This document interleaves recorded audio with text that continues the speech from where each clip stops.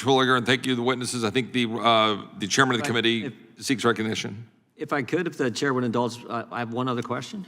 I would be happy to Give an extra question to the ranking member. One question. I'd be happy to give you another question if you'd like it.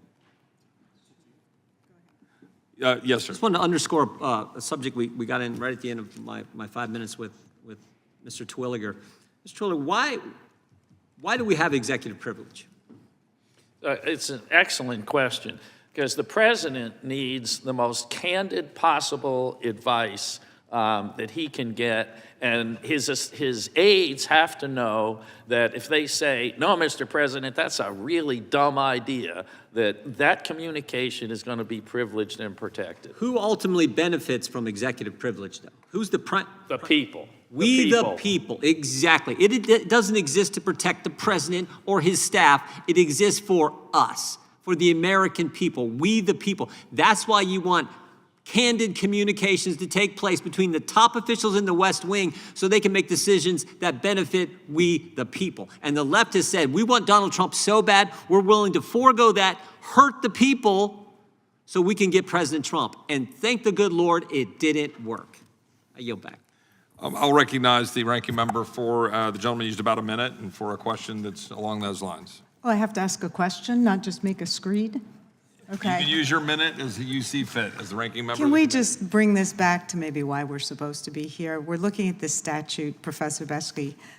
Why did the Supreme Court in Mesa say that federal officers have to have a colorable federal offense, and what would this statute do to it?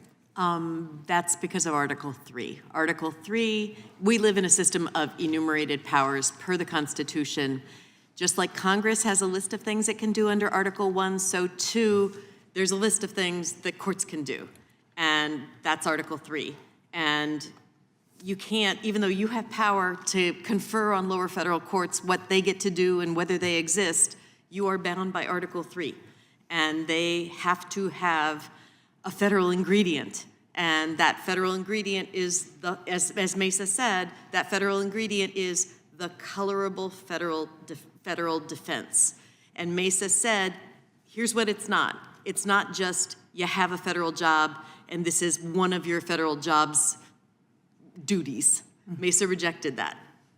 So it's pretty well established, and so this attempt would expand federal jurisdiction beyond Article 3 boundaries, and that's why we suggest everyone should oppose it. I yield back. I thank the gentlelady. I think for her indulgence, try to do to recognize you equally. I appreciate the witnesses. This concludes today's hearing. We thank the witnesses for appearing before the subcommittee. Without objection, all members will have 5